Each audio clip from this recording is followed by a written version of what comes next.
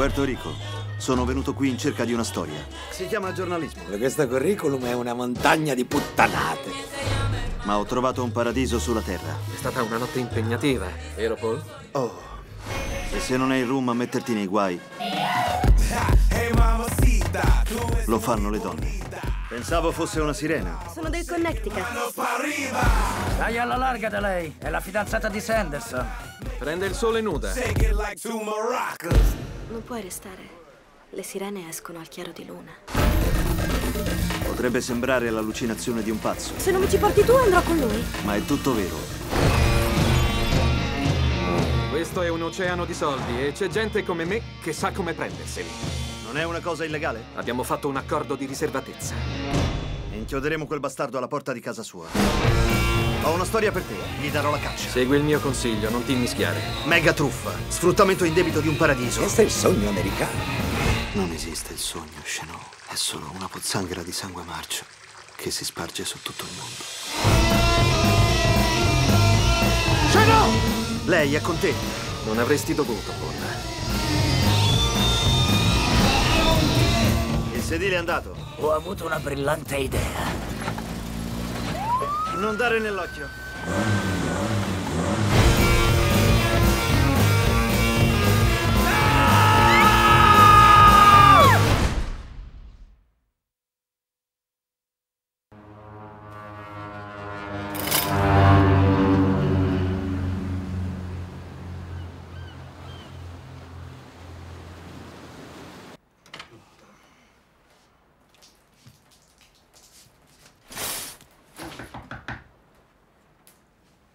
Chi è? Servizio? Sono uova? Non lo so, non le ho ordinate io.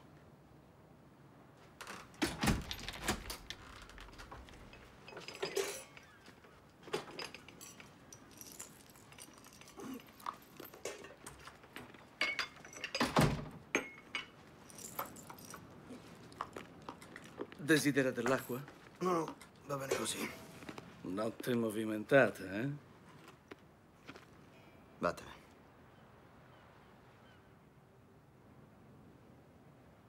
Avevo intenzione di sottoporlo all'attenzione di qualcuno dello staff. Niente, non sono riuscito ad aprirlo. La chiave la trova insieme a quella della camera. Certo.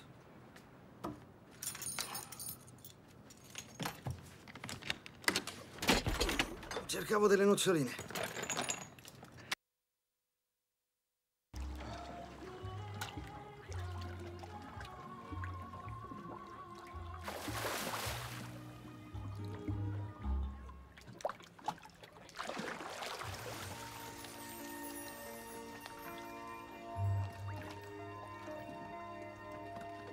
Mi scusi. Pensavo che la barca stesse solo galleggiando. Sta galleggiando. Lei fa quello che faccio io. No, non credo. Lei che fa? Fuggo da una festa orribile. Mi sono spogliata e via. Beh, molto coraggioso da parte sua. Pensavo che fosse una sirena.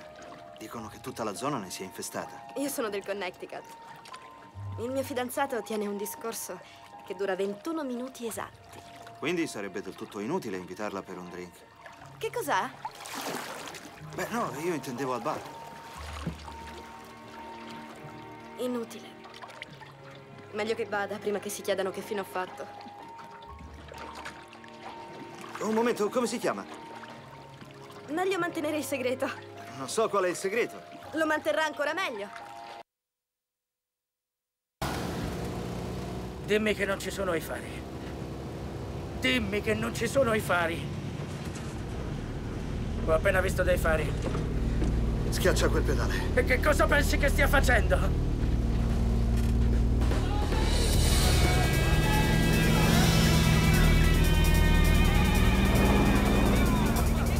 Non puoi andare più veloce. Vado più veloce che posso!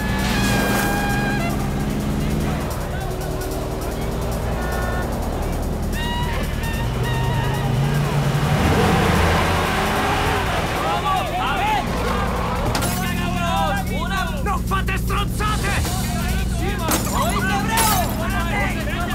Porca puttana!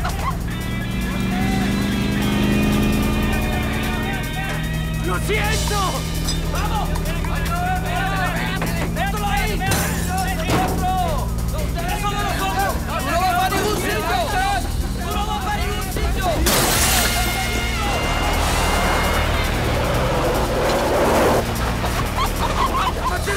¡Ci ammazeremo!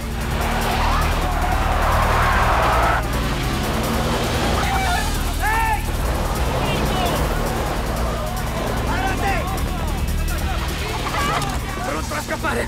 Corriamo in direzioni opposte! Il distillato! Dammi il distillato! Oddio! Vamos, bravo! Non va a fare un sito! Venti avanti alla gara! Guarda!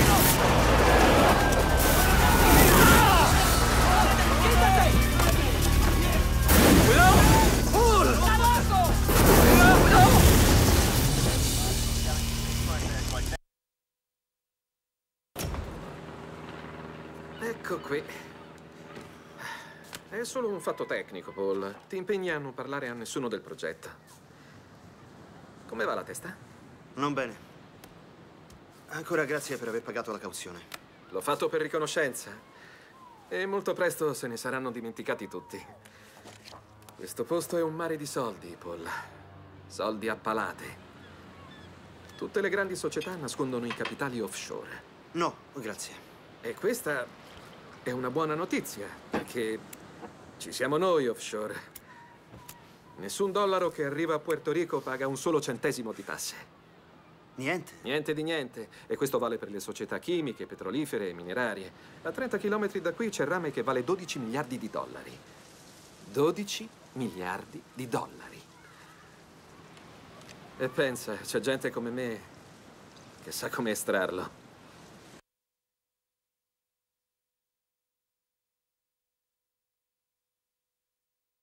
I play Chanel, and she is Sanderson's, who's played by Erin Eckhart.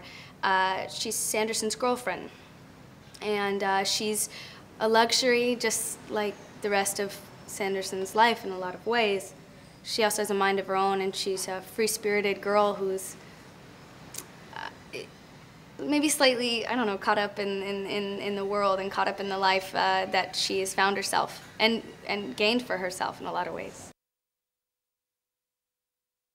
These two characters, Sanderson and Chanel, together really embody that thing, that she's a piece of what he owns. She's a piece of the American dream herself. And he is this smooth-talking, handsome, witty, you know, businessman who seemingly has it all.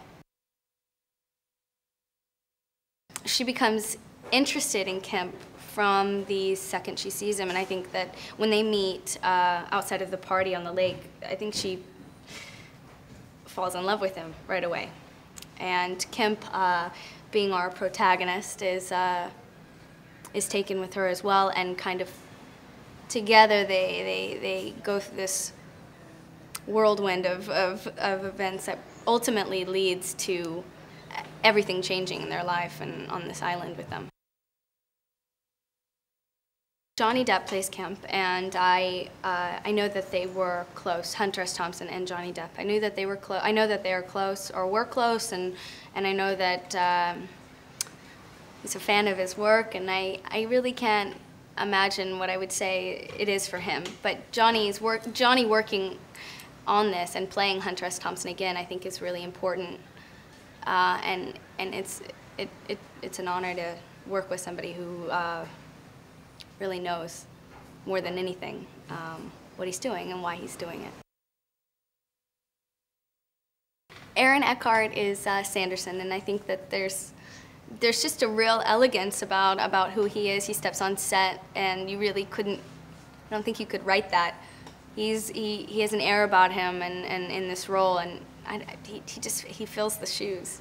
He really does. He fits the role perfectly. He brings in a real element of class into it that could probably be done horribly wrong if it weren't for him. I love watching him work. He's something. Bruce Robinson's the director, and I think that I I don't think I'm the first to say this, but he brings something truly authentic to the style, the Hunter S. Thompson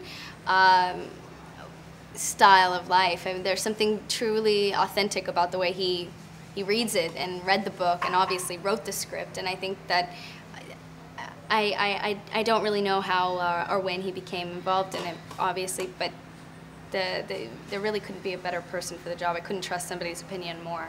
Bruce is, from day one, since I met him, has been crucial in developing Chanel, and obviously, but also crucial in developing how I read her, how I carry her, how I wear her. Well, Colleen Atwood is a costume wardrobe veteran, and it's kind of interesting when you have I guess that side of the business, when somebody gains so much popularity and notoriety that you're kind of taken aback or a little, well, starstruck when you meet them. It's interesting to be on that side of the camera and still have that much notoriety when you're, I don't know, I was really excited to work with her, actually. and let's just say that I think she's living up to her reputation. Anybody who's read the book kind of gets a feel for all the colors that are making up this story, this particular story, but it's also, of course, done with impeccable art, impeccable sense of class and style and art, and I think that there's something truly unique about this project, and I think everyone that's working on it feels the exact same way.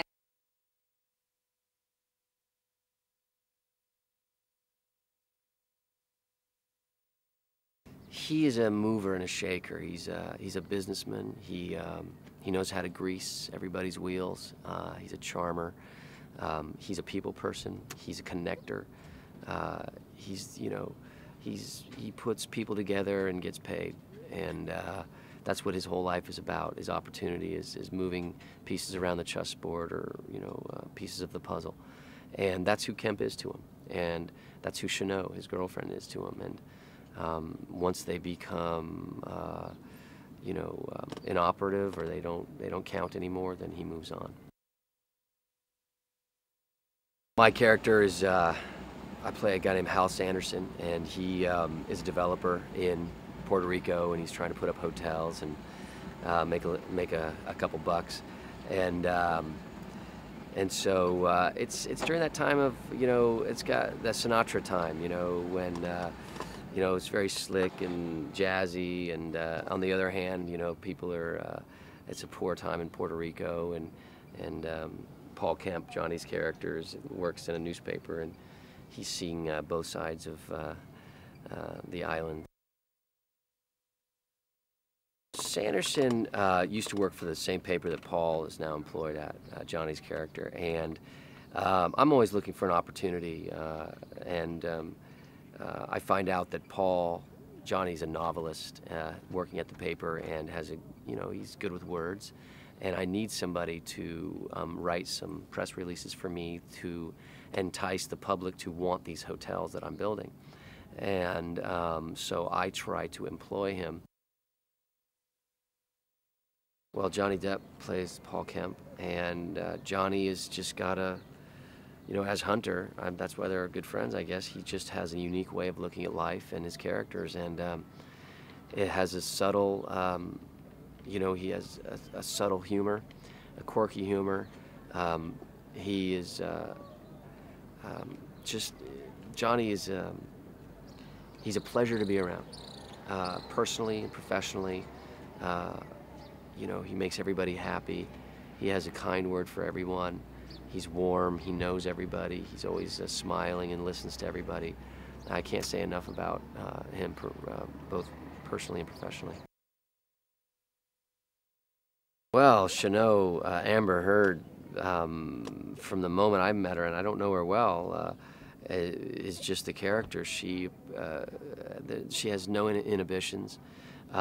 She lets you do what you need to do with her character. If you're going to touch her hand or put your hand, hug her. I mean, there's no pretense, there's no protocol. You just do it, and that's really refreshing as an actor, because you don't have to hold back.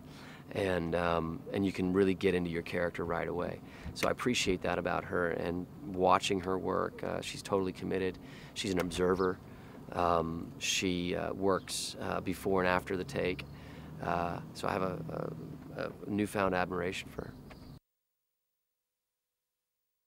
I have huge props for Bruce Robinson, who directed the movie.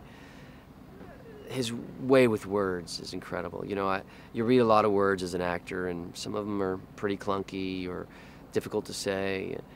Bruce is a true poet. He has the words roll off your tongue. He's uses alliteration and you know, images so well, and conveys the thought so perfectly in the script. And as a director, he moves the process along, which is nice, but yet he always gets what he wants, and that gives the actors confidence that they can play around. Johnny is very reverent when it comes to Hunter, and respectful, and they have their how should I say, their rituals that they do, Johnny and Bruce. He has, you know, great admiration. Everybody likes it when Johnny will tell a Hunter story, you know, because they are close, and you know, he's got the 411 on Hunter. You know, this movie, I don't think without Johnny obviously wouldn't be made. I mean, it's just it takes somebody who has the power and the passion for something like this to get it made, and I think people will enjoy the ride. Johnny Depp ride. You just this movie is going to be the perfect marriage of Hunter S. Thompson, Johnny Depp, and Puerto Rico.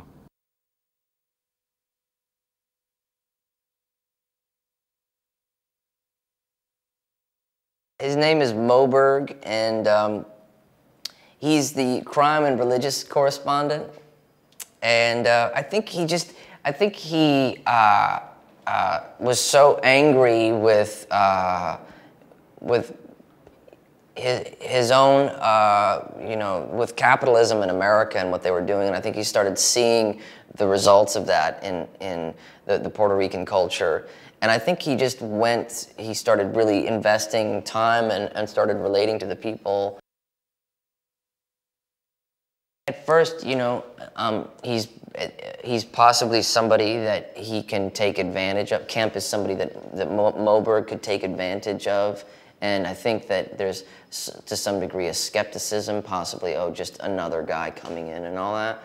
But then I think there's a certain sort of, I guess, he sort of electrifies him in a way again. And I think that maybe, you know, Moberg sort of lost track of that. I think that the Rum Diary, you know, Hunter Thompson, I think, was writing about what was happening with this, I guess, maybe, I mean, I don't know, my take on it is that, you know, this plasticity, I guess, that was happening with America and pop culture, and this sort of new revolution in politics, and there was, I guess, Puerto Rico really, with its own history, typified that and what was going on with all these hotels going up and capitalism coming through. And I think that anything that I've ever read about Hunter Thompson has always been,